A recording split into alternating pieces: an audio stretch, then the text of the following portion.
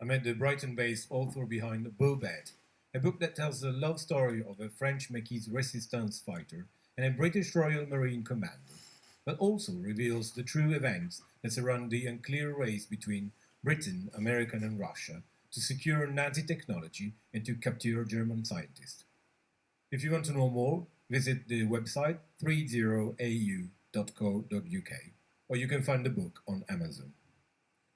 I came to write it after the death of my grandfather in 2007, and I was going through his memoirs, you could say, scribblings that he wrote just before he died, and I discovered that they were different to what was in the history books about scientists that went off to work in America. Obviously, everyone's heard of Operation Paperclip, which was written in the 90s by Tom Bauer. And when I followed that through, I discovered that it was recorded that all these scientists surrendered with Von Braun in Bavaria at the end of the Second World War. And that was different to what my grandfather said in his scribblings. So I sort of obviously tried to follow that up. So I originally came to this, which is the official history of 30AU. Now all these documents that I compiled in this first book were written up by Margaret Priestley, and she was a history don from Leeds University, and she was Ian Fleming's inspiration for Miss Petty Pettival, who was his original character name for Margaret Priestley, for Miss Moneypenny, sorry. So Margaret Priestley was obviously what he based Miss Moneypenny on, but she was very disdainful of that characterisation of her because she was obviously a history don. She was not so much more than that, and she didn't want any publicity for her role in the unit in her lifetime, and she sadly just passed away before I got a chance to meet her. But most of these documents were written up by her, and in them I found that there's contradictions in the historical version of events and documents that I came across when there were teams of commandos run by Ian Fleming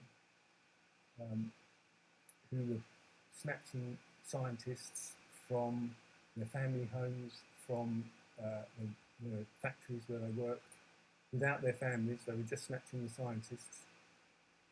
And my grandfather believed that one of the scientists they snatched at the end of the Second World War was Von Braun.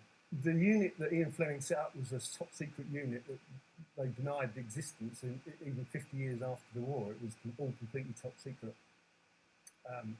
But it was a unit he set up that was basically naval intelligence, so they were targeting any naval intelligence targets. They were the fighting force of the Royal Marines, and then they had naval officers in little units that were going behind enemy lines to pick up people, top secret documents, before it was all destroyed. Well, it's based on the true story. Obviously, I've made it as true as I possibly can. There are sort of little gaps that I had to sort of fill in, but at that time in 2007, I also decided to go and meet as many of the veterans that were still alive. So I actually went all around the country meeting up with all these old men. Mainly because I wanted to prove to myself that my grandfather's writings that I came across, where he said that they'd snatched Von Braun from his family home, was completely different to what was recorded in history. So there's actually famous footage of Werner von Braun and Magnus Von Braun coming out of a hotel in Bavaria where they supposedly surrendered to the Americans. And that's not what happened, and it's not what he knew had happened. But obviously he didn't talk about that during his life, he only wrote it down. And obviously they were all subject to the Official Secrets Act, so they couldn't actually officially talk about what they've been involved in. What about all the documents you used? Where did you get that from? I was spent, as I say, a couple of years, and some of that was spent at the National Archives, going through the documents that had been released. There's a 100-year ban or release date on some of the documents. So I'm presuming that at some point the documents that prove what I'm saying will be released. possibly, or maybe they never will, because obviously snatching scientists out of the family home is not really sort of a done thing, I wouldn't think. So I doubt they're ever going to want to admit to that kind of behaviour, but who knows.